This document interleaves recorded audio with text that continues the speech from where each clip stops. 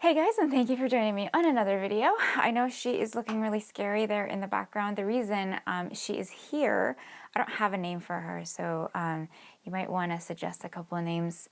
Anyway, today's video is about the straightening hairbrush. I got one in the mail by my makeup brush set. I was a little bit skeptical about it just because I just felt like it was like this trend fad thing. I see it everywhere, and that's usually like the first sign of me being skeptical about something. I already filmed a video before about this, and I wasn't too happy with the results, and I didn't like the quality, so I'm redoing it right now, and I'm going to be doing it on my hair, hence why it's like a little bit messy right now. I just washed it this morning, so it's a little bit frizzy and wavy. I kind of like the waves, and I was hoping to just let it air dry, but I figured for this video, let's go ahead and do that.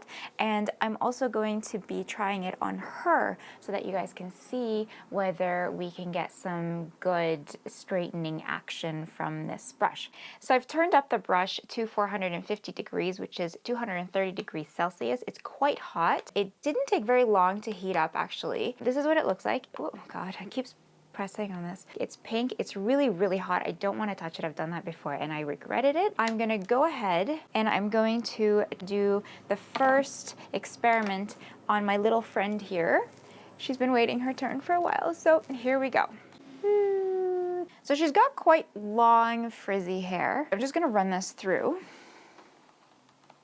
So already it's not brushing the hair. It's kind of getting really, really sticky. And the thing is with this, that as soon as I saw it, I realized it was rubber and it was going to pull at the hair. Let's try again, just to give it the benefit of the doubt.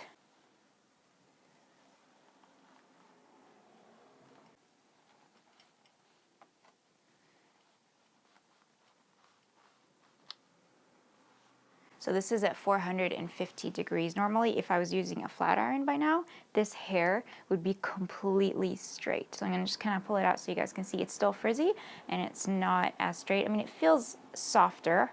Here's my issue with it, is that you have to go through the hair like a million times to get just a little bit of straightening.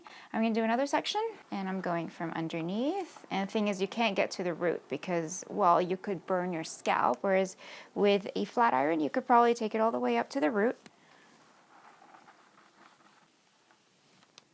It's okay, but again, like I think I would use a flat iron instead of this.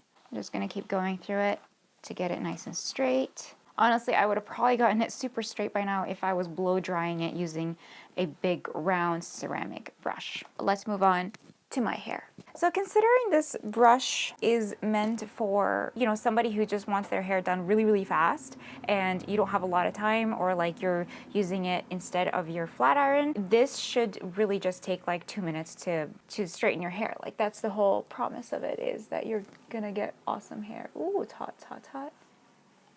Still frizzy at the ends.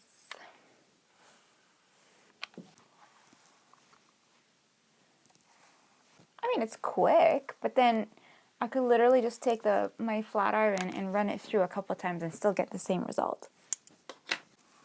Ooh, it just pulled at my hair.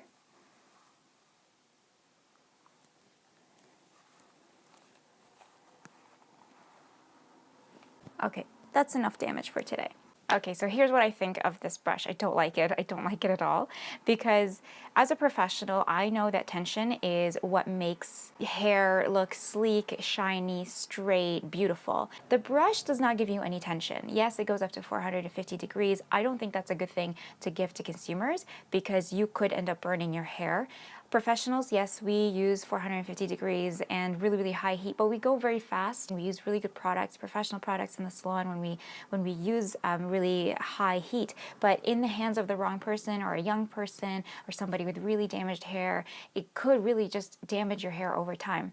So that's number one, is that it just goes way too high, but that could be said about all of the straightening tools out there on the market. Number two, I think that because there's no tension on the brush, you're not gonna get a sleek look. That's why the ends were always frizzy, whether on me or on the mannequin.